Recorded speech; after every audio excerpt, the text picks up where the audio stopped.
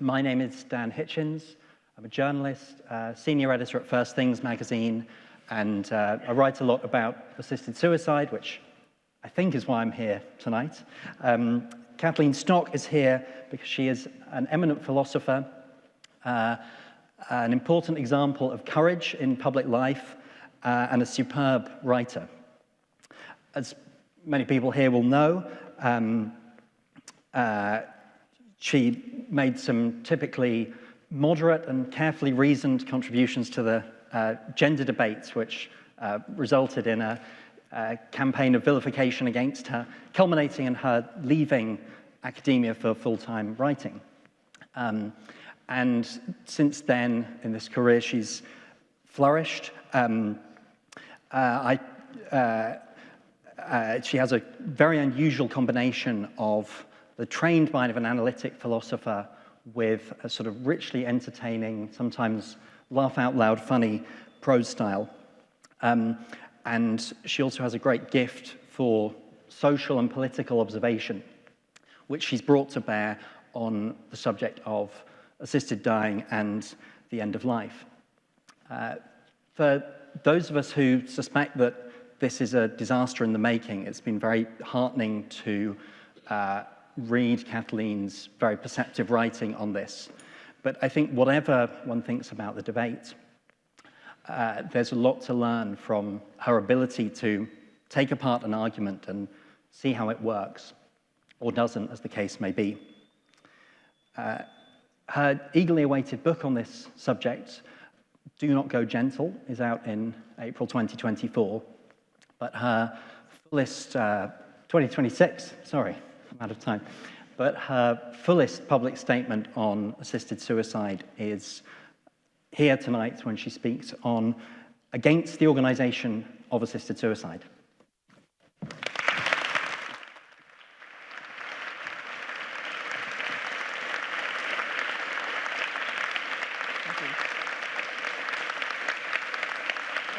Thank you very much. Okay, thank you very much, Dan, for that lovely introduction. Okay, so in his famous essay, Rationalism in Politics, Michael Oakeshott, after whom this lecture series is named, drew our attention to the character of the rationalist, someone for whom, and this is a quote, "Nothing is of value merely because it exists, familiarity has no worth, and nothing is to be left standing for want of scrutiny." The rationalist, as Oakeshott presents him, has total faith in the power of reason, starting from first principles, to sort out the problems of contemporary society. He looks around at contemporary felt needs, the things that people say they need or want, and he tries to satisfy these things through the application of specialist technical knowledge that, it is assumed, people steeped in mere unthinking tradition or instinct don't have. And to the protest that the satisfaction of a given felt need might mean a loss of something else that is valuable for society, the rationalist will have very little sympathy.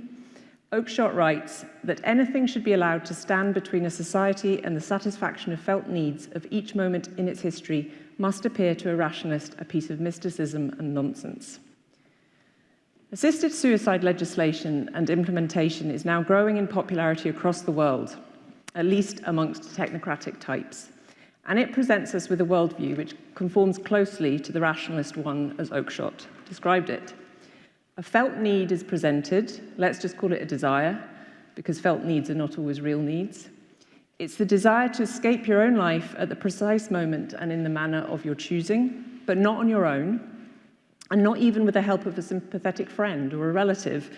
Rather, it's the desire to die in a healthcare setting with the help of technical specialists, doctors, in fact. You want doctors to help you end your life. Now, lots of people apparently have this desire, or more accurately, they think they might one day have this desire, even if they don't have it now. So they're happy for legislation and policies to be in place to satisfy it in case they ever do want it. And I think that points to something interesting about this right from the start, that most of the energy behind the assisted suicide and euthanasia movement comes from people who are now healthy and not remotely suicidal in intention, but want to have this possibility in the future. And I think that's a point to hold on to. In the UK, it seems that we are about to get a assisted suicide legislation unless something very unexpected happens. A private member's bill, sponsored by Kim Ledbetter MP, has made it through its third reading in the Commons. It's now being looked at in the Lords. If the bill goes ahead in roughly its current form, then in a few years' time, the NHS will be delivering assisted suicide to any willing adult who's applied for it, who's judged to have mental capacity and who has a prognosis of 6 months to live or less, and who can satisfy officials that they're not being coerced into it. Now, there's a lot to critique about that legislation, and I won't be able to, well, in fact, I'm not going to cover much of it, but perhaps I will in conversation with Dan. There's also a lot to cover on the concept of organized assisted death generally, and of course, there's various versions of it across the world with different cohorts and different explicit rationales. It's an extremely heterogeneous group of policies.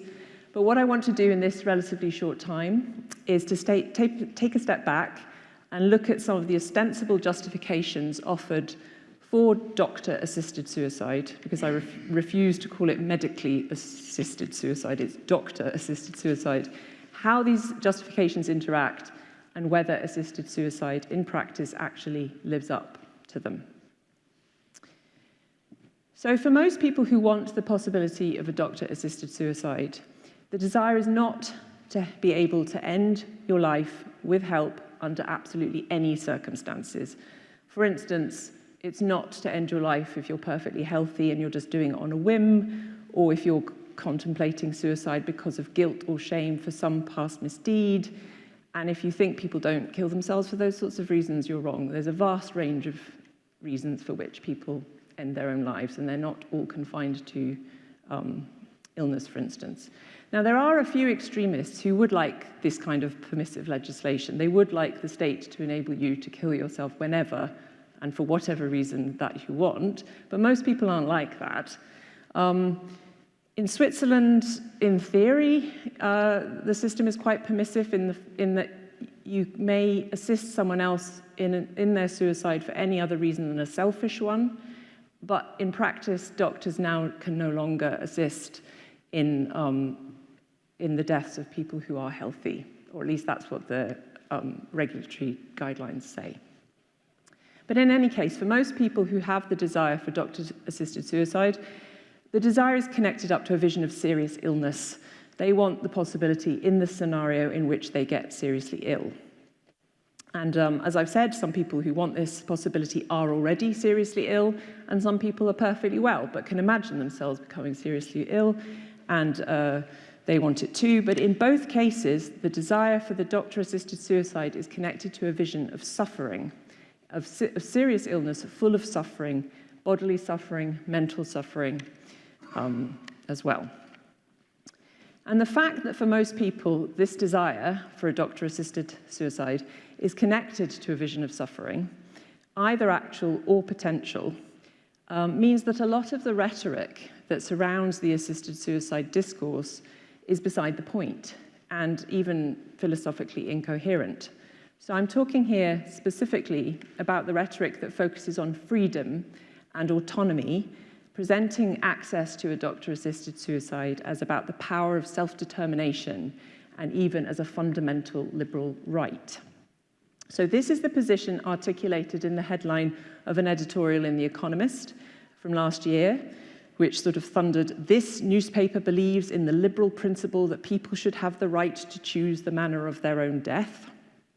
And there's a sense there, obviously rhetorically, of tapping in to a long philosophical tradition that prioritizes liberty, self-government, autonomy, and of course that lends the idea a lot of glamour and respectability. Yet, we can see, I think, the irrelevance of freedom, autonomy, and fundamental liberal rights to this area and to justifications of assisted suicide if we notice three things. The first of these I've already intimated. If doctor-assisted suicide was really about furthering personal freedom, supporters would surely be interested in giving the possibility to a much wider group of people than those that are terminally ill, or even those who are ill at all. So they wouldn't just be focused on suffering. They would be wanting to give this freedom to everybody? Why is it not available to anyone who wants to end their life for any reason in an easier, smoother fashion than traditional methods? Wouldn't that be maximally freeing? If this is supposed to be freeing, why is it just for a very limited cohort? And of course, the reason is that the real justification of doctor-assisted suicide is the relief of suffering. It's not to just be able to help people end their lives for any reason. And that is a separate goal to the goal of furthering personal freedom. A second sign that doctor-assisted suicide is not really about freedom, autonomy, or rights, though people say it is that, and this is quite awkward to have to spell out, and my doing so is obviously not supposed to be supportive of the practice in any way, and I want to make that clear, but nearly everybody is already free to end their own lives and has that negative right if it is one. I actually don't think it is a negative right, but I don't have time to explain why here. Now, there's a few exceptions. Obviously, some people are incarcerated and on suicide watch and actually cannot. Some people are very, very physically incapacitated and probably can't either, although I suppose they could refuse food and drink. But most of us, including the terminally ill, are technically speaking free to exercise our own personal freedom or autonomy in this respect, much as others might deplore the fact. And I want to make it clear, I very much do deplore the fact. I gave a talk at the weekend where someone interpreted this bit of my talk as saying, I'm saying, you don't need assisted suicide, just go and do it yourself. I'm not saying that. I want to make it absolutely clear I'm not saying that. I'm talking specifically about the incoherence of a particular justification that is given by the assisted suicide lobby for the ethics of what they're suggesting we do. Relatedly, a third sign, and I think the most obvious one, that a desire for doctor-assisted suicide is not really about fundamental freedoms, is it's a request for positive intervention by the state. Classical liberal defenses of bodily freedom and autonomy are about non-intervention by the state. That is, they're about the right to be left alone to do what you want. The classical liberal freedom autonomy paradigm does not fit with a justification for a positive moral demand for assistance in suicide, and not just assistance, as I've said, but assistance from doctors in suicide. At most, it will give you the right to form voluntary private contracts with other willing individuals. So you could have a sort of slightly scaled up classical liberal model which says, well, if this person wants to help me and I want to be helped, we can form a private contract between us and then we should be allowed to get on with it. The state should stay out of that. But that's not what anyone's asking for. They're asking for the full weight of the state to come in, and they're asking for doctors to be the people that help you. And in fact, some very vociferous supporters of assisted suicide in the NHS want doctors to be mandated to do it. They want hospices to be mandated to do it. So you've lost the sense there of a voluntary private contract between individuals once you're insisting that there's sort of a uniform approach across the board. So this is very far from the realm of freedom, actually. So just to labour the point, but if freedom and autonomy are not the most obvious justifications of assisted suicide, what is it? And I suggest that the best available candidate is the old-fashioned virtue of mercy. A more modern term for it is compassion, but I will continue to use the traditional word. So the idea of mercy is relieving a great burden from somebody, whether that's judicially or medically. And in this case, I think the burden is the suffering, and death is being proposed, and assisted suicide is being proposed as an easy, merciful, quick way of relieving this terrible suffering that the terminally ill person has. So in a nutshell, this justification says people in the throes of terminal illness are suffering unbearably, and helping them to take their own lives is the only means of relief. And that was certainly the main explicit justification offered for euthanasia in the early 20th century when it started to be discussed in British public life. So if you look at the parliamentary discussions in Hansard from, I don't know, 1930s, I think, there was practically no talk of freedom or autonomy back then. You can search for the word, you just don't find it, or choice. But you did find lots of references to agonizing pain and mercy and helping people through this very difficult passage, and the inadequacy of existing medical approaches to helping alleviate some of the most severe pain in final moments. Since then, obviously, in line with the rise of what some, including me, call hyperliberalism, freedom, autonomy, and consent are now very prominent values, choice as well, and they get shoehorned into the assisted suicide discourse as everywhere else. But as I've just argued, they don't make great sense there. Mercy is a better fit. Mercy, as a proposed justification, explains why it's this cohort that are being offered assisted suicide. It's those that are gravely or terminally ill and not just open to everyone. It is assumed they are suffering badly, and the offering of assisted suicide is to relieve their suffering. Mercy explains why assisted dying is about positive intervention from the state to offer assistance rather than just leaving people alone to get on with it. If people are suffering, we need to help them. There is a moral onus on the third person to intervene. And mercy also explains why people insist on seeing assisted suicide as a kind of healthcare, wrongly in my view, but I think they both think of medicine generally and assisted suicide specifically as aimed at the merciful relief of pain and suffering. And in fact, when you drill down into the rhetoric of many supporters of assisted suicide, it seems that when they talk about freedom, they don't mean the liberal conception of being left alone to make adult decisions. They mean being given freedom from pain and suffering, which is not, as I keep saying, the liberal conception of freedom at all, and again is more like a plea for mercy. So Dignity in Dying, which is the main campaigning group for the new legislation, their slogan is "Nobody should be forced to suffer as they die." So that's a nice example. Suffering is presented as something that's forced upon you from the natural world, I guess. And it's forced as a sort of by a combination of the natural world and the absence of an assisted suicide service. So assisted suicide laws and services will set you free from the pain. Or Polly Toynbee, writing in The Guardian, says, "You should have the right to escape the last stages of dying if suffering is unbearable." So there is talk of a right, but the right is restricted to those who are suffering. And again, it's more like mercy. Okay, so I think I've made that point pretty clear.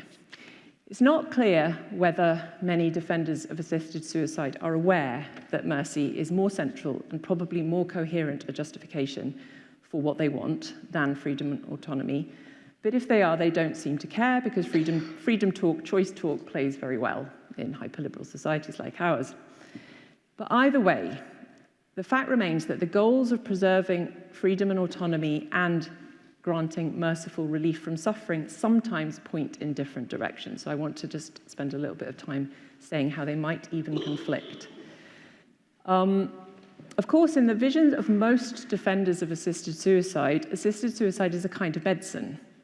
And they also think, correctly, nobody should be forced to take your medicine. You shouldn't be forced to take any medicine. You always have the right to say you don't want it, and in that case, you don't have to have it. But it should also be noted that there's been plenty of people in history who think that if medicine is beneficial for people who are suffering, it should be given to them whether they say they want it or not. And this is also the case in the history of assisted death. In order to understand how this can happen, we should notice that once mercy is explicitly the goal of assisted suicide, or compassion, or kindness, or whatever the synonym is, it's reasonable to ask, why should the priority of doctors be assisted suicide when it could be voluntary euthanasia? The end goal is completely the same. It's the relief of suffering. The rationale for both of these things is the relief of suffering. And if you insist on assisted suicide, you're actually asking the suffering person to do something quite difficult and effortful, which the doctor could just do for them.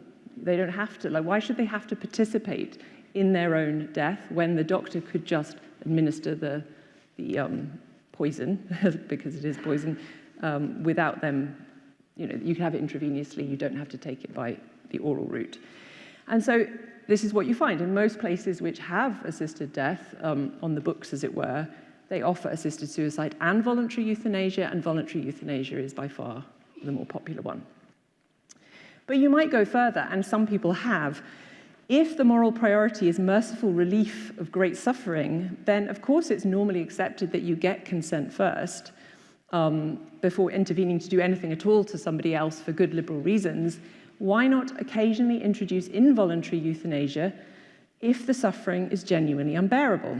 Because from the perspective of mercy, it's not really clear why consent is absolutely required. If you're on fire, I won't wait to get your permission to put the flames out. I'll just put the flames out. So in other words, if mercy for extreme suffering is a valuable ethical goal, why should achieving that goal depend on waiting for the consent of the suffering? Why not just go ahead and relieve their suffering anyway? And you might think that's hypothetical or dramatic, but it's actually not, because we can see this when we look at the Netherlands. The Netherlands has had doctor-assisted voluntary euthanasia for decades. Medically approved guidelines for it were first formulated in 1984. And according to a survey carried out at the request of the Dutch government in 1990, at least 1,000 cases of non-voluntary or involuntary euthanasia of adults were carried out that year, non-consensual killing. Further analysis by legal scholar John Keown, based on interviews with doctors, suggested that at least 14% of these patients who were euthanized had full mental capacity, and a further 11% had partial capacity, and reasons offered by doctors to carry out the procedure cited their own beliefs about the absence of the possibility of improvement, the pointlessness of further treatment, and relatives' inability to cope.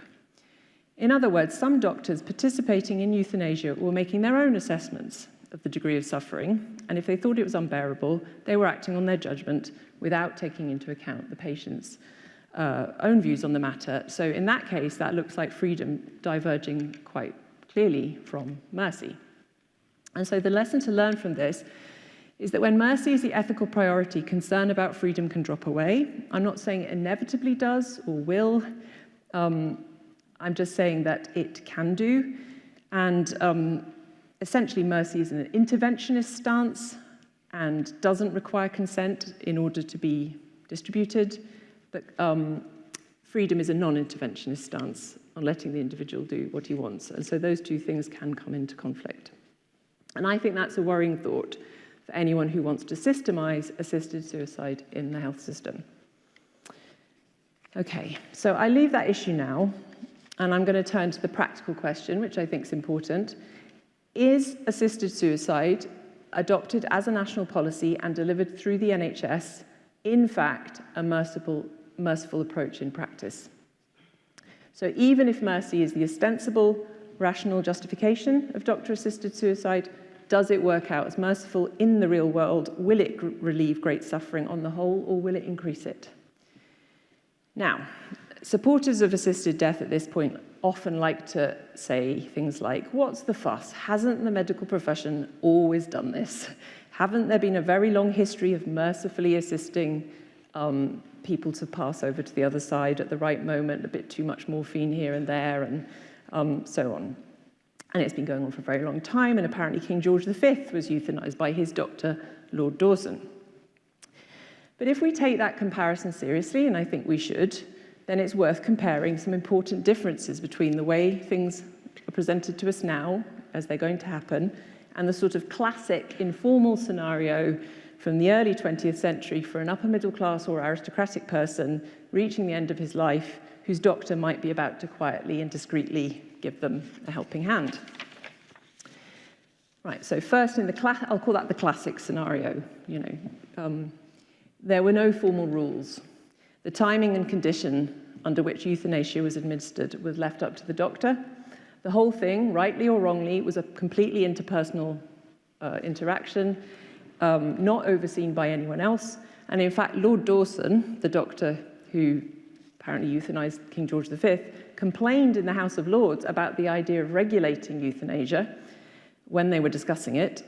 He said regulation would turn the sick room into a bureau and, his words, deter those who are, as I think, carrying out their mission of mercy.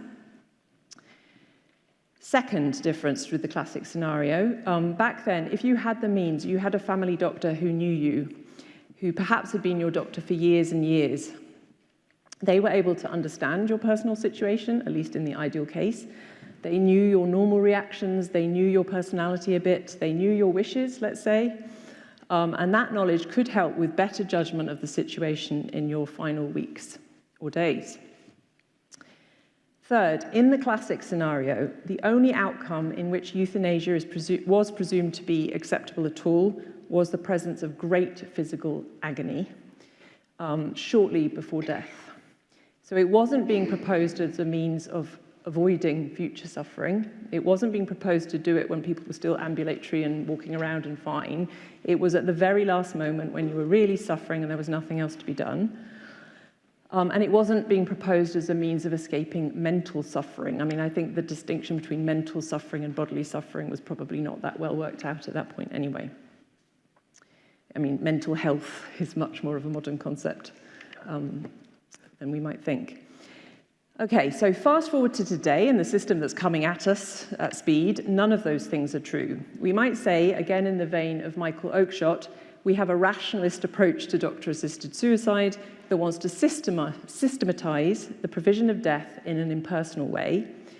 And to the problem of suffering, this rationalist mindset is coming along to solve it by offering an easy, medically supervised, technocratic kind of solution. So, to take the contrast with those three aspects I just pointed to, the system of assisted suicide we're going to get, given the policies that are in Parliament at the moment, does not proceed on a case-by-case basis, but according to impersonal rules. In the British case, as I've said, the rules are going to be, if you're an adult, you've got a diagnosis of a terminal illness, so a prognosis of 6 months or less from 2 doctors, and they think you've got mental capacity, and they think you're not being coerced into it, you can get an assisted suicide. So that's a narrow rule in one way, because it's for a very limited cohort, only those with the right kind of diagnosis, but it's extremely wide in another. The time frame is not the final few days, but 6 months. You can have it, on the very day at which you have to wait 14 days, but you can have it when your death is still months away, according to the doctor who's giving you the prognosis. You might be walking around, feeling well in yourself, in no pain, and you can still get a doctor on the NHS to help you take your life. And that's a far cry from what I'm calling the classic scenario. Another difference. In the present case, as opposed to the classic one, you are not in a system which offers you continuous care from the same doctor. You are in a harried, pressurized, underfunded NHS where you do not have any consistent relation normally with particular members of the medical profession. You quite often don't meet the same doctor twice. You meet as strangers. There is not going to be time for a careful assessment of your situation. And the people who agree to help you carry out your death, you may never have met them before. And that's explicit in the way it's being talked about. Everybody acknowledges that that will be the case. So they're not going to know your baseline reactions, whether you seem particularly unusually stressed, whether there's potentially behavioral changes that might suggest there's coercion here, or regrets, or whether this is temporary. They're not going to know anything about you. And we also need to notice that, up to my mind, quite astonishingly, built into the law we're going to get, probably, there's a positive absence of any professional scrutiny or oversight of the reasons for which you might want to die. So no one's going to ask you about your suffering. No one's going to ask you about your pain. No one's going to say, maybe there's some other solutions here. Well, that's not true. They have to present you with, now it looks like they've changed it, so they will have to present you with some information. But you do not have to be suffering at all, strictly speaking.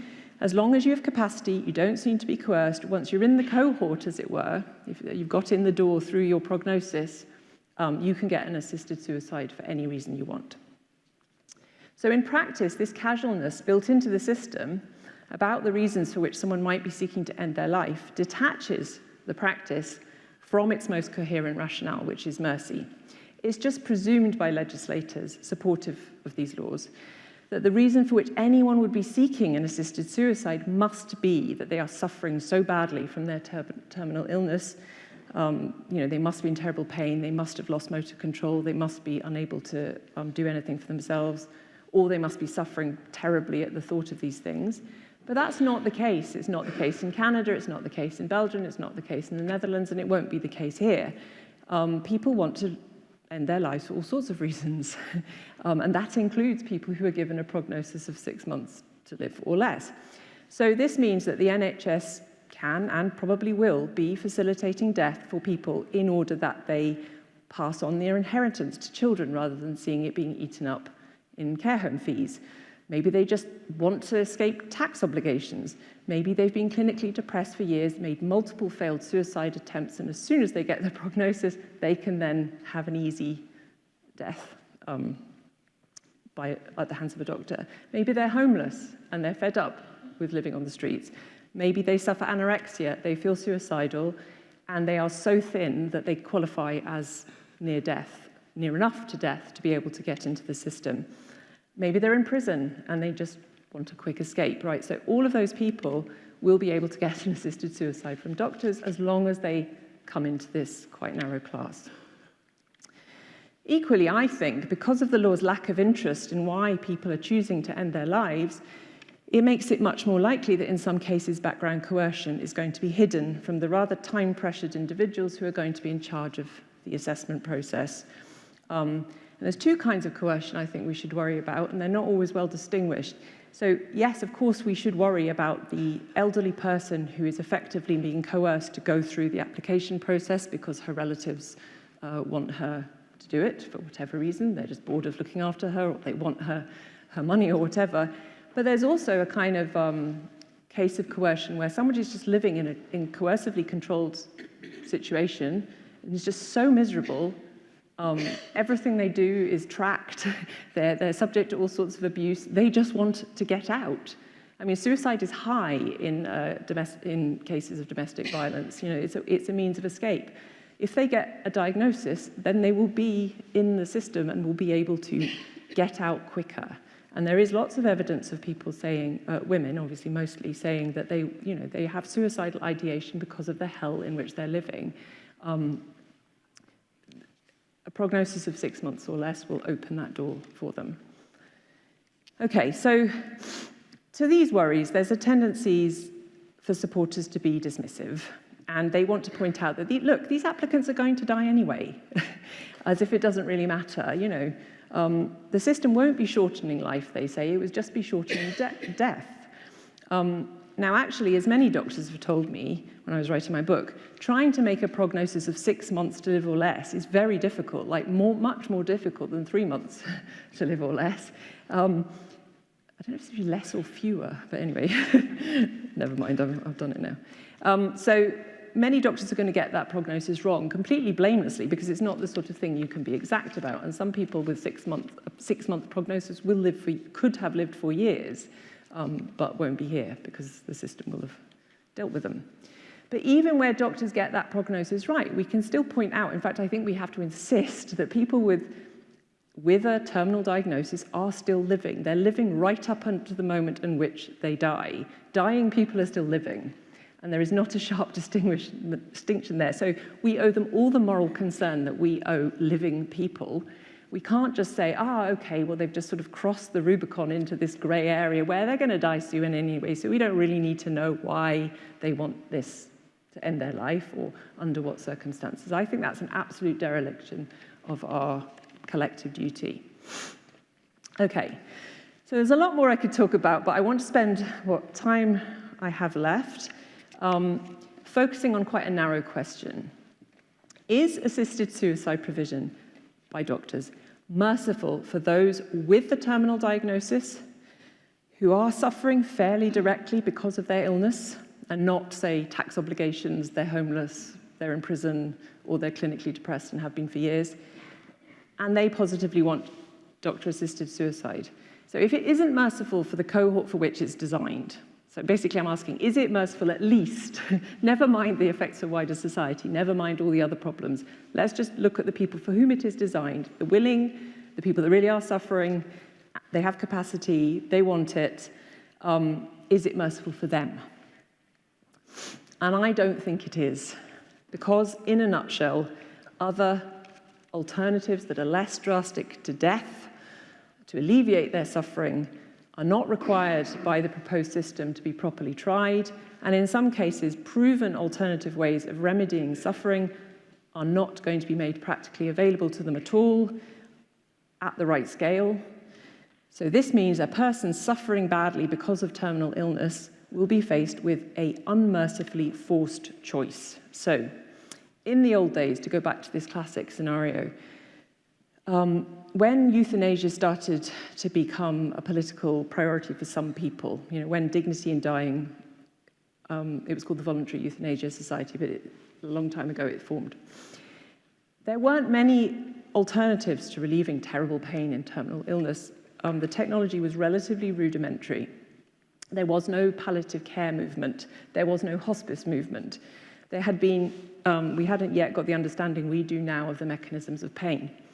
That has all changed. Sometimes you hear dignity in dying and supporters of assisted suicide talking as if we're still in the 1920s, but we're not. We have a hospice movement. Dame Cicely Saunders founded it. It's an absolutely stunning achievement, British achievement, and the world followed. Neuroscientists have come to a much more sophisticated understanding of pain and how to manage it. There are carefully targeted drugs. The side effects can generally be well controlled. If they're not well controlled, they can try other drugs. So old-fashioned images of being rendered completely mentally unfit by opiates, and I'm told by lots of palliative care doctors that really doesn't apply anymore yet. So we have this alternative. If the aim is to relieve suffering, and we have other technologies that might help relieve suffering, you'd think, well, at least if we're going to invest in death, we should also be investing in these other alternatives. But as you probably know, in the UK, the hospice movement is being decimated. It's reliant on diminishing private funding. Hospices are closing, not opening. Widespread integration of palliative care into the NHS services has not been achieved. Most people don't even know how good and effective palliative care can be. Of course, if you see someone, if you witness someone having an agonizing death, then that's going to confirm your understanding that death is your only alternative. So when the NHS offers assisted suicide, but it doesn't invest equally in palliative care and hospices, it's effectively funneling suffering people towards an early death. And I don't think that's merciful. To invest in those other options would have been more merciful, in that they are less drastic and they allow people to live out their final days more comfortably. Now, as it happens, the assisted death lobby is fond of complaining about forced choices.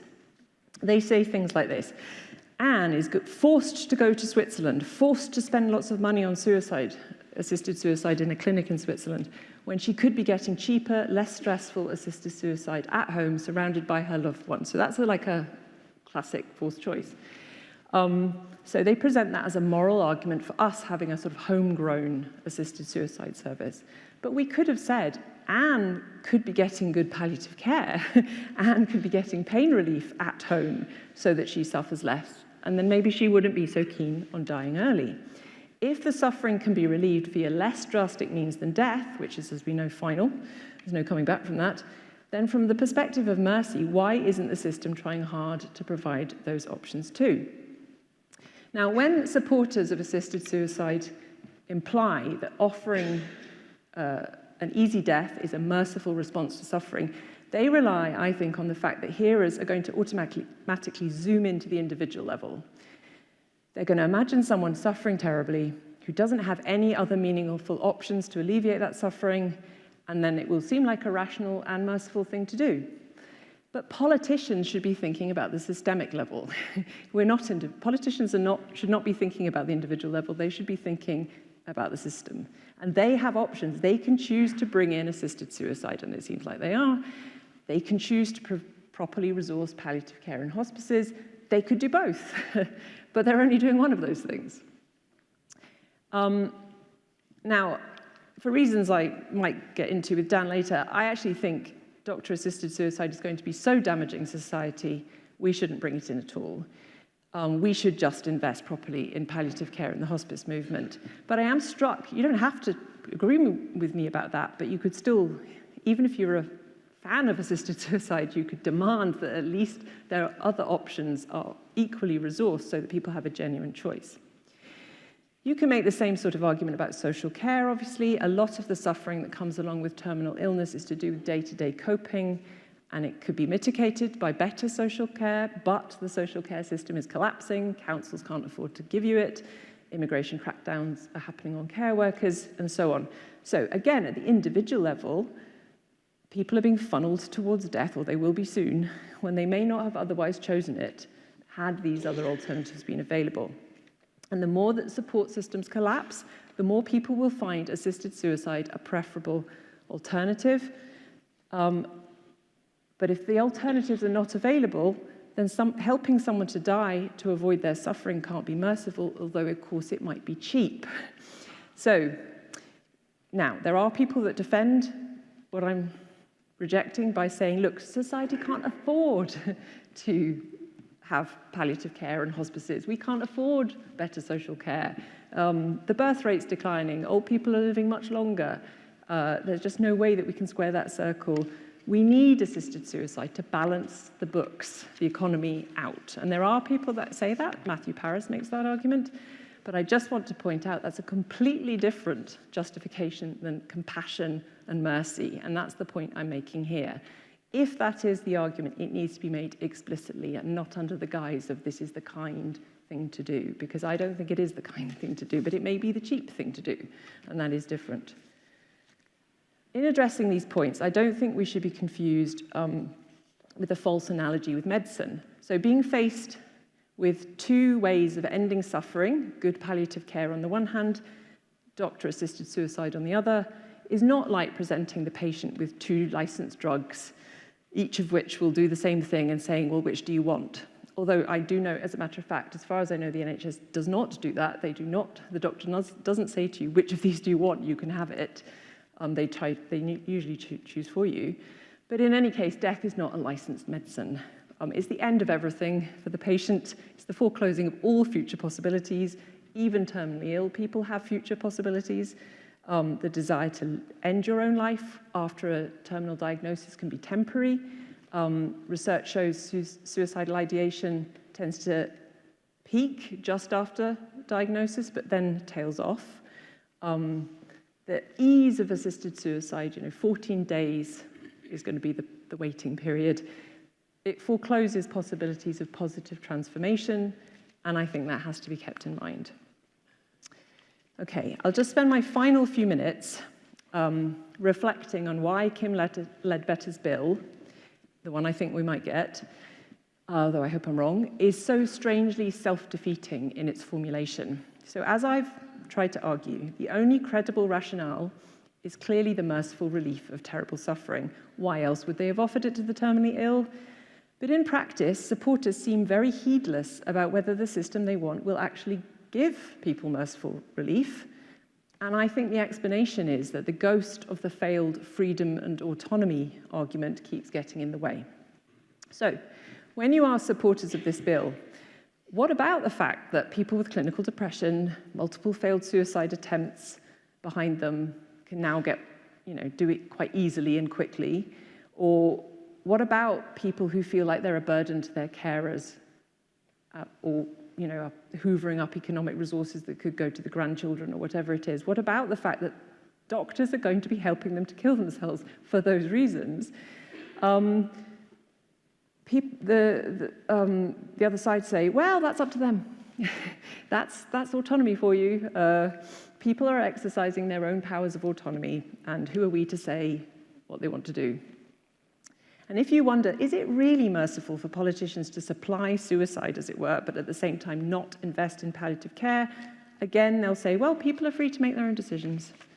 And this attitude was summed up by one MP during the committee stage of Ledbetter's bill. Rachel Hopkins imagined herself, so she was speaking for the bill, she imagined herself as an applicant for an assisted death, and she said, it's none of your business why I want to pursue this legal course of action. And she was saying that on behalf of everyone that was applying, basically. It's none of our business why they want to do it. We just give them the means, and if they want to do it, they can do it. But you can't imagine her saying, I hope, anyway, about young people's suicides, which is also a legal course of action. Nobody gets prosecuted for attempted suicide anymore. It's none of our business why you want to kill yourself. Get on with it.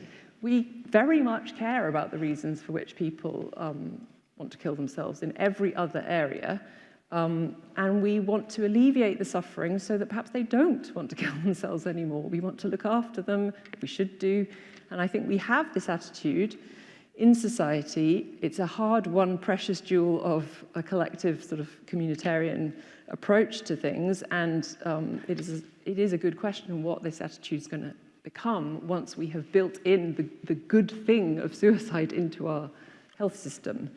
But I think, so what I'm trying to say is, if the mission is mercy, it's very much our business why people want to kill themselves. And to relapse into vacuous freedom and autonomy speak at this point is unconscionable. Supporters such as Ledbetter and Hopkins want to bring in a state-sponsored systematic mechanism that will help kill people, but then they're just displaying complete incuriosity and even indifference as to why applicants want to use that thing. And I think that is, again, to treat the deaths of terminally ill people, the premature deaths of terminally ill people, as if they're outside the bounds of everyday discourse about premature death. And it's the very opposite of the compassionate attitude urged by hospice founder Dame Cicely Saunders. She said, "You, the dying patient, matter to the last moment of your life."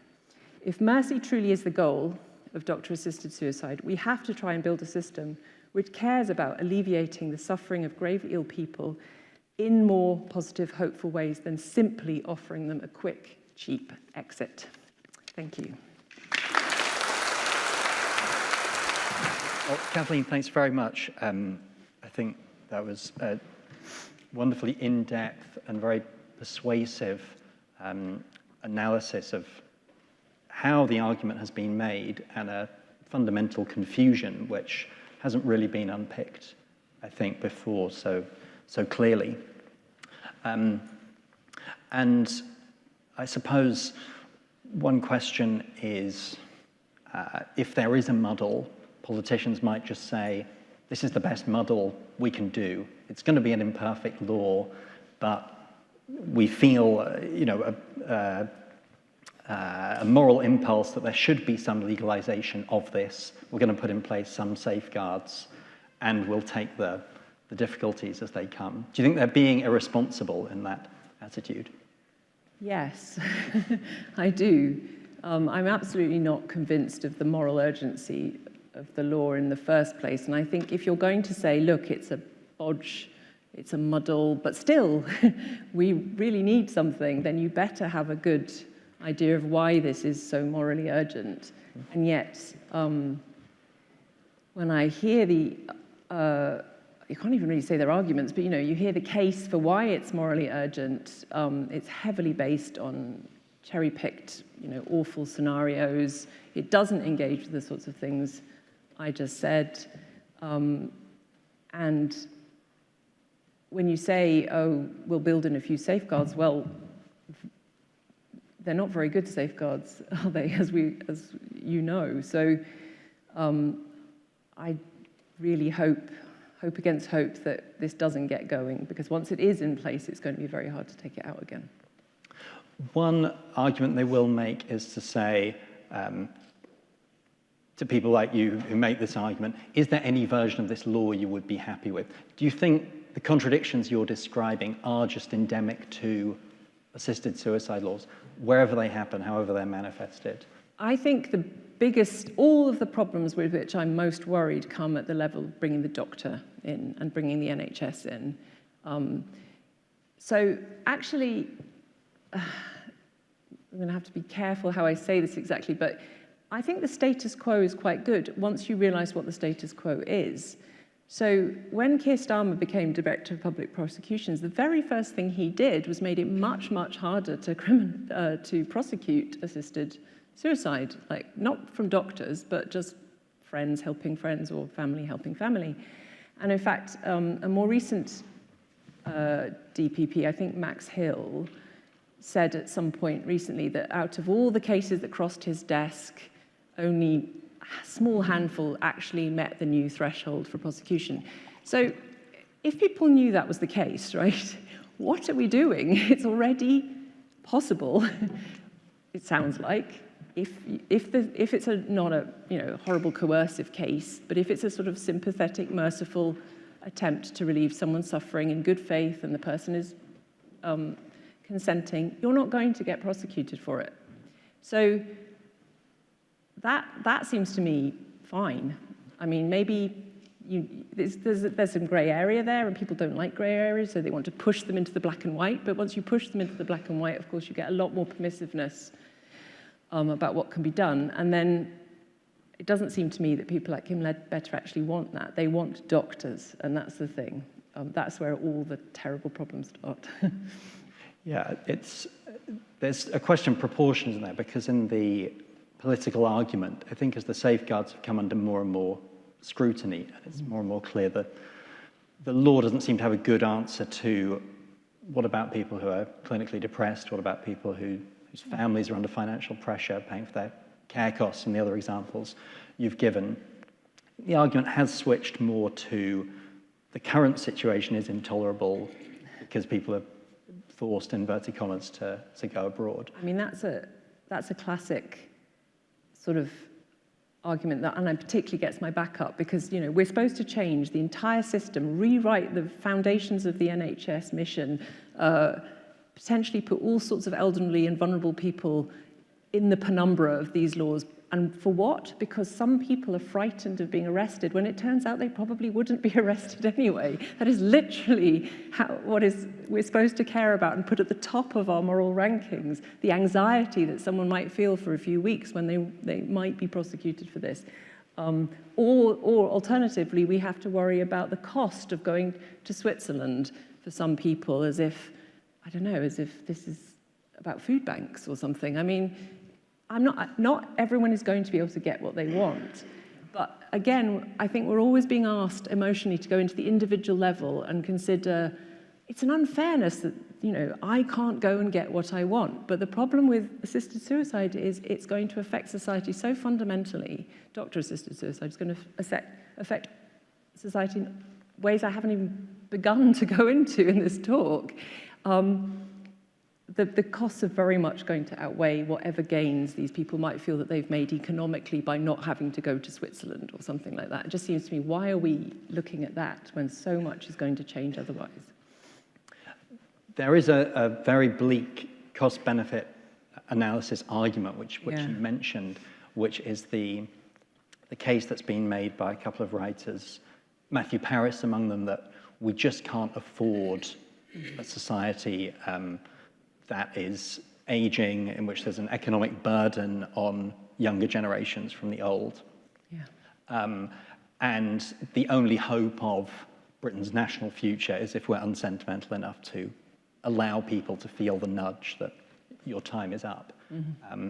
And that's a different kind of challenge, because he says to people like you, yes, it's not that merciful, yes, it has all these unintended consequences, but maybe we'll like them when we get them. Do you think by the time that argument is being made, it's kind of too late? We've already... Well, I mean, so I think the only thing we can do to that argument, given that I think that argument comes from an extremely different value system to the one, for instance, that I have, and that many people will have here, but some people do have we have different value systems in society, is I have tried in my book to really spell out the consequences of this view and what it will mean. So basically, Matthew Paris, and there's another writer that writes for The Telegraph called Sherelle Jacobs, she's written quite a similar piece. They want it to be no longer a taboo that assisted suicide is a good thing for the elderly, because he wants to be sort of openly voiced, that it is a positive boon for society when old people kill themselves, basically. So I really try to go through, okay, so once it becomes not a taboo anymore and openly voiced, then it starts to become a duty. You know, if society really decides that this is a good thing for society, you're doing a good thing by going early and not being a drain on social care and on the NHS, then it will start to become a duty. And people will start to feel guilty that they're not doing their duty, and there will be campaigns to help them do their duty. I mean, it may sound completely ridiculous, but they want it not to be a taboo. At the moment, a lot of the way we think about this is because it is a total taboo to suggest to people that they should end their lives. But we're not going to be in that world anymore. We're going to be in a world where it's okay to suggest to people that they can end their lives, because it's a good thing that they end their life, either for them or for society. And so I really try to kind of spell out the dystopia that I think we'll be heading for once this is the case, because it is undoubtedly going to be cheaper. I mean, there's certainly cases in Canada at a micro level where there was a story about the head of ethics at a hospital, I think, coming to one patient and sort of saying, you know, this is what your treatment is costing. I'm here to talk to you about assisted dying. Mm-hmm. So certainly those calculations are going on. Well, could I just add as well, the Liverpool care pathway is another good example of where economic cost started to affect who was put on a DNR and who wasn't. If you look it up, I mean, it started off as a compassionate protocol. Too many people were being kept on unnecessary treatments and suffering because of it. But gradually, hospitals started to be incentivized economically to get as many people on this Liverpool care pathway as possible. And it turned out that lots of them hadn't been told that they were on it. So they were having treatment withdrawn and food and water withdrawn in some cases, and they didn't know that they were on it. So now, everyone can go, oh, that's awful. But I think that's what happens when you put this sort of thing into a massive, impersonal, badly run and underfunded system. You get things like this, and I fully expect we'll get it. Do you think you're more exercised about this because of the scandals in the NHS and the general sense that public services are creaking a bit in the last 10 years? Yes, I mean, yes, it makes it a lot worse. It makes it much, much worse because, and you can see, if you look into what's happened, for instance, in Canada, which looks kind of similar, how quickly decisions are being made, how responsibility is always being devolved across teams. So you've just got to find two people to sign it off. And if this person says no, you just go and find another person that will sign it off. And no one ever knows really who was the person that made the decision because there's just so many teams involved. As soon as someone starts saying in Canada, I mean, this is coming from doctors, but you know, someone might go into a hospital very panicky and say, oh, I can't live like this any longer. In fact, this is an actual case. I can't live like this any longer. And the doctor who's dealing with them says, right, well, we better call the MAID team because I'll be accused of obstructing if I don't call the MAID team. And then, you know, the next day they're gone. You can get same day MAID in Canada.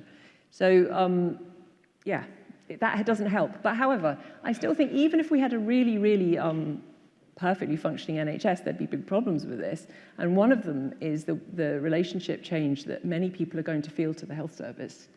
So I just don't believe this isn't going to change a lot of people's attitude to doctors when they know that doctors have the capacity to suggest death to them and to administer death to them.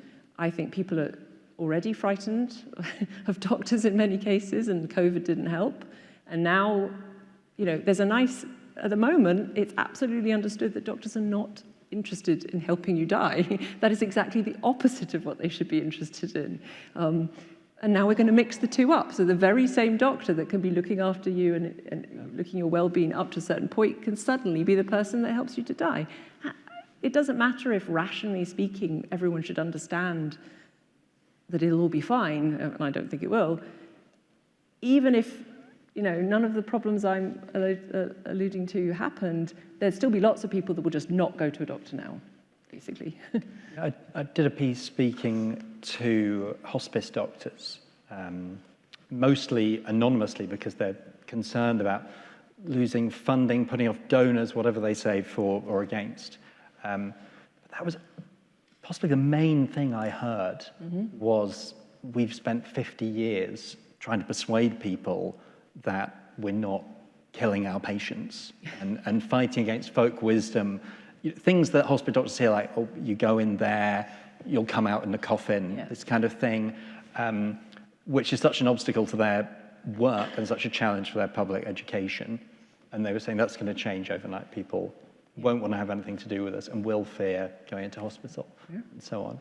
So it's a systemic change that you're talking about, which I suppose is part of the argument you're making. This is not something targeted to those very difficult cases which get a lot of prominence. It's going to have systemic, absolutely. And another area that we haven't mentioned is the disabled. I think Not Dead Yet UK and activists like Liz Carr make a very compelling case about how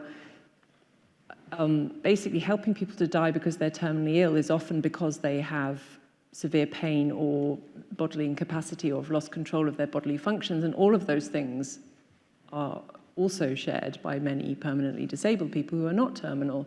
So effectively we're saying, in your case, all of these things are making your life not worth living, and we can see that, so we're going to help you go. And then there's a sort of, there's a real worry for permanently disabled people who have exactly those conditions, as it were, without the terminal bit, that their lives will be devalued, and, or worse, what happened in Canada will happen here, because once you slot in the idea that under certain circumstances, assisted death is a good thing for a certain cohort, you will get legal challenges that say it's a very good thing for another cohort that suffers equally, or if it's a right for this group and a freedom for this group, then why isn't it a right and a freedom for this group? And that is what's happened in Canada. So now you can have euthanasia with no terminal diagnosis as long as you're disabled.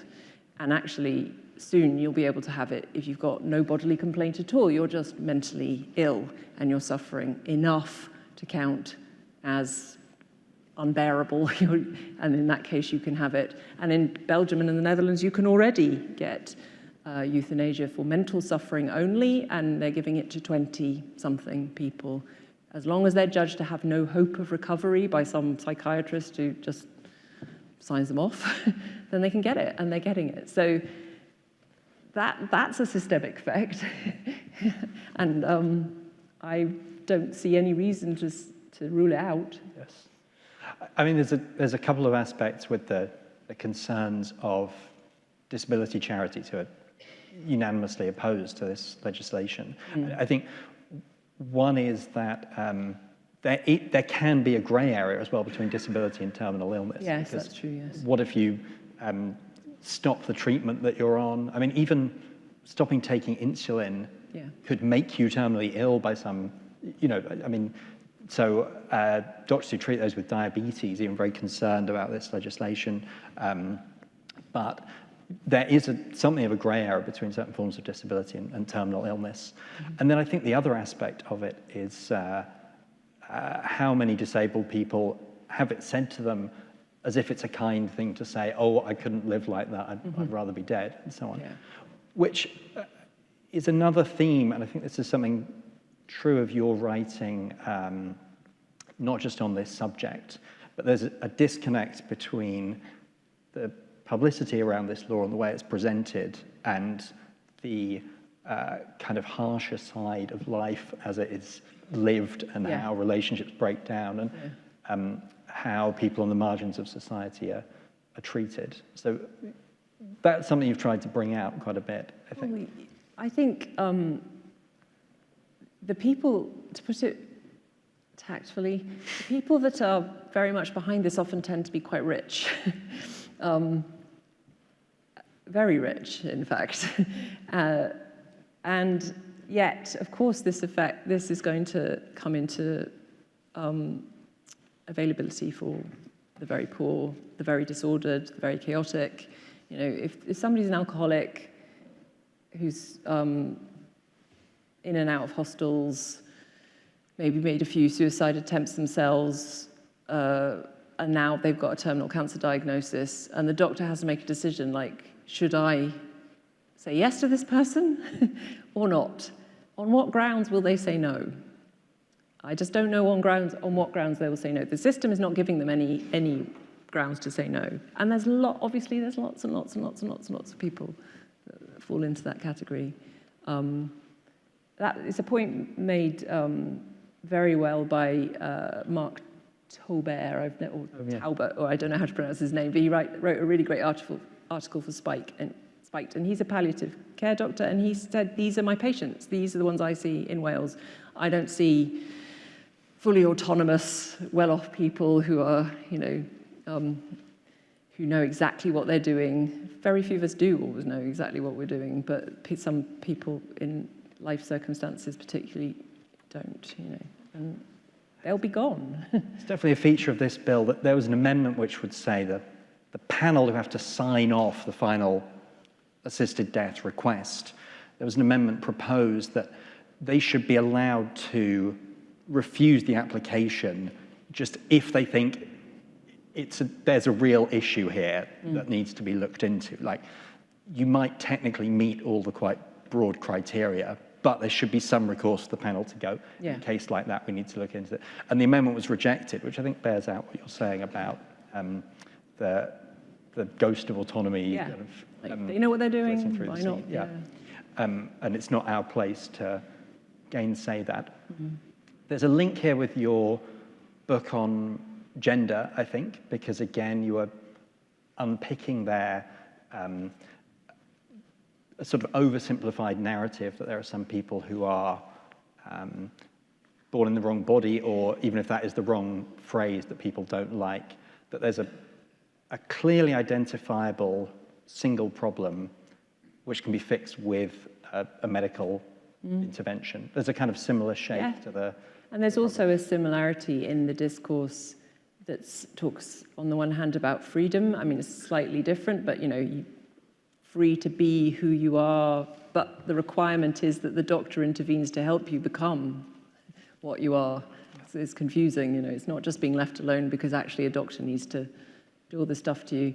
And then there's also this sort of kindness, be kind. Don't, you know, people like me are always being construed as terribly, monstrously cruel because we withhold this life-saving treatment, allegedly life-saving treatment from children and so on. And I do think that actually, increasingly, these are the only two ethical values the society seems to be able to superficially at least agree on, that like people should be free to do what they want and we should be kind.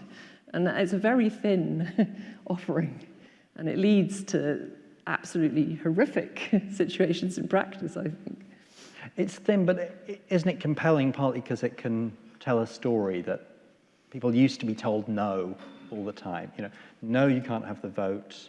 You know, no, you can't aspire to this social position. No, you can't choose who to marry. No, and then all these rights have been gained in the teeth of opposition, and we look back and say, that was progress. Well, yes, but we seem to have lost the, you know, rudimentary critical thinking to think it's not like that. Not everything we want is a right, and particularly not when it's going to have massive ramifications for the rest of society. And it's the same in other debates at which I'm also a social conservative. So prostitution, you hear, well, you know, some prostitutes are happy and some Johns really, I don't know, are nice to them. So let's decriminalize. But what about all the women on drugs being beaten up by their pimps, you know? Or surrogacy, people should have the right to a child, and never mind about the baby factories or the 70-year-old men that are now buying babies. You know, never mind about the tail, as it were. As long as, and so it's bizarre. It's basically like our attitude is, look, think of the best possible ideal scenario and legislate for that. Whereas I'm much more of a pessimist, and I think we should not bring in anything as that causes. We should look at the safeguarding rather than the sort of best possible outcome. That's what I'm trying to say. Yes, you're kind of dubious about rights talk, somewhat dubious about compassion and kindness talk, and very, very, very dubious about compassion and kindness talk, and autonomy, as we've heard.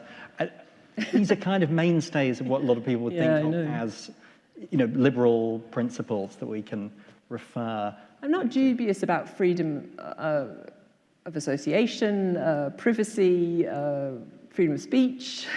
The classic sort of liberal people should be left alone to make up their own minds about those things. I'm not dubious about any of that. In fact, I think they're really important. But I'm very depressed is probably the right word for this sort of hyper-individualism that we now seem to be already here and coming and getting worse by the day in terms of the legislation that's being put through, and this is just the tip of the iceberg, I think, but this area really does crystallize that idea that, like, if there's a small group of people that really, really want this thing, and they should be able to have it, and we just don't seem to be able to think systemically about how this will affect vulnerable people, and nor do we seem to care. And I think that's really shocking.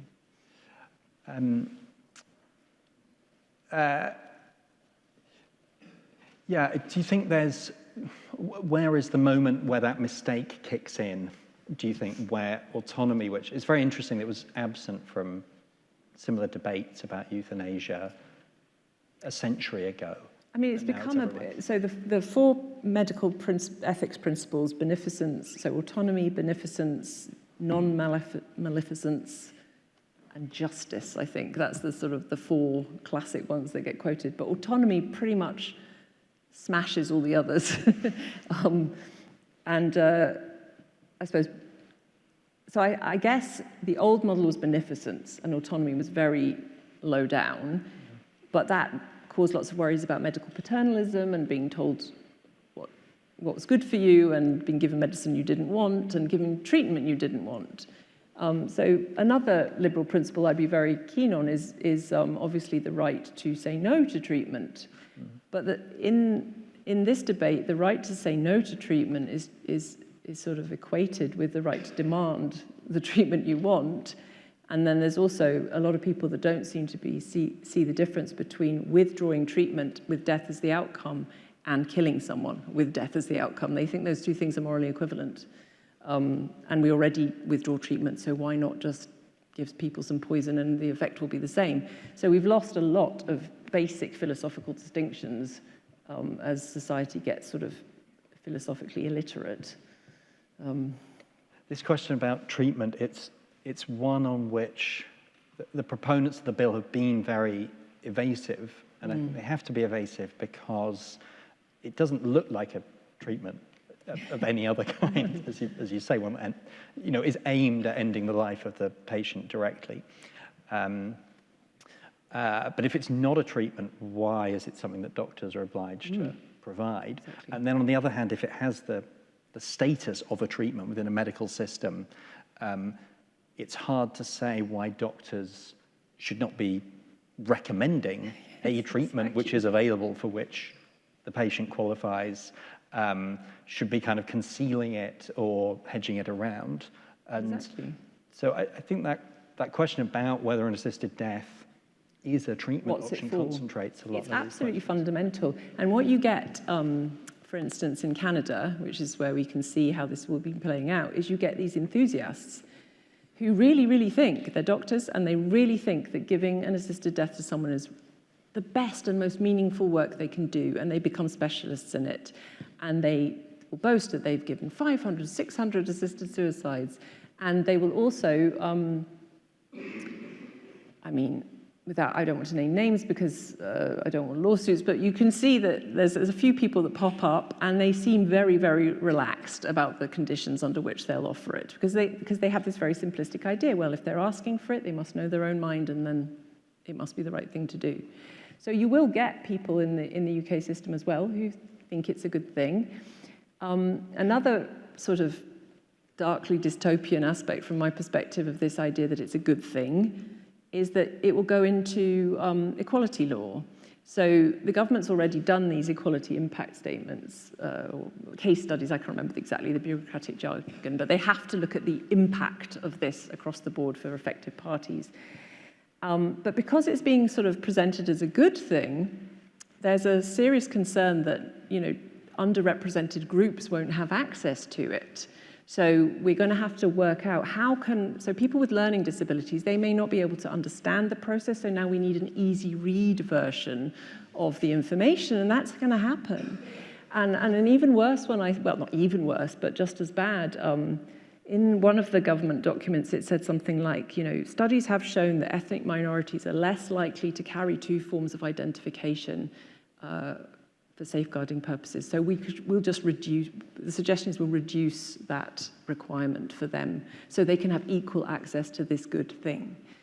And that is the thinking, it's going to come, because that's the whole basis on which this is being brought in. It's a good thing. And if it's a good thing, everyone should have it.